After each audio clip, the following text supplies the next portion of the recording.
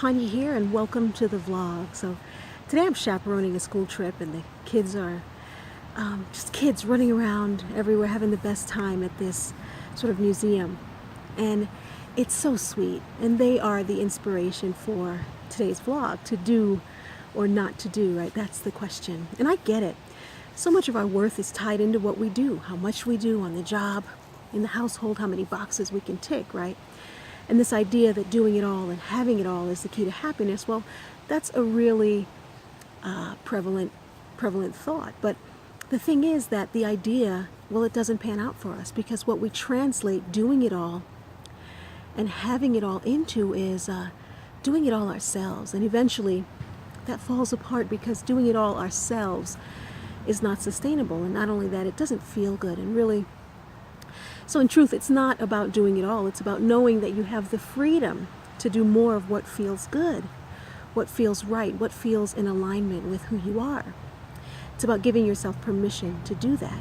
You know, you're not going to stop doing, because that leads to atrophy. In fact, the fountain of youth is staying active, embracing new experiences over the course of a lifetime.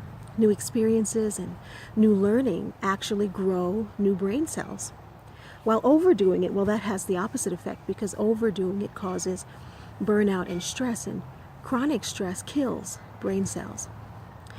But one person's stressor can be another person's joy, right? So it's not about what you're doing as much as it is about how you feel while you're doing it. Now, if you've been following me for a while, you know that I teach about two things. First, loving yourself and others in such a way that you and they feel free. I mean, there's no better feeling than that. And I also teach about moving your life onward and upward. In fact, enrollment is now open for my Onward and Upward Training System online coaching program, and that'll be open for a few more days.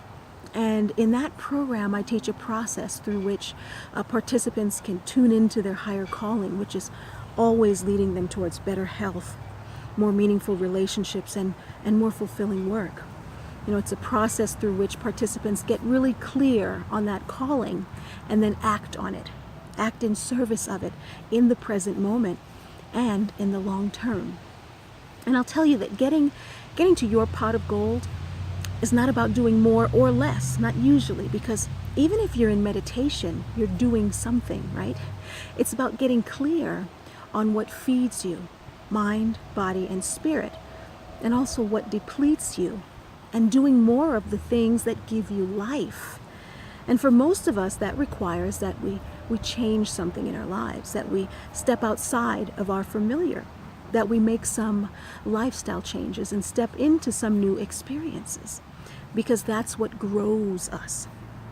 You know, I often hear the idea of stepping outside of your comfort zone, and I understand what folks mean by that. It's about stretching yourself and growing yourself, and I'm all for that. But today, as I look at my kids, I'm reminded that their whole lives are about exploration. I mean, everything is new for them, and they're not uncomfortable with that.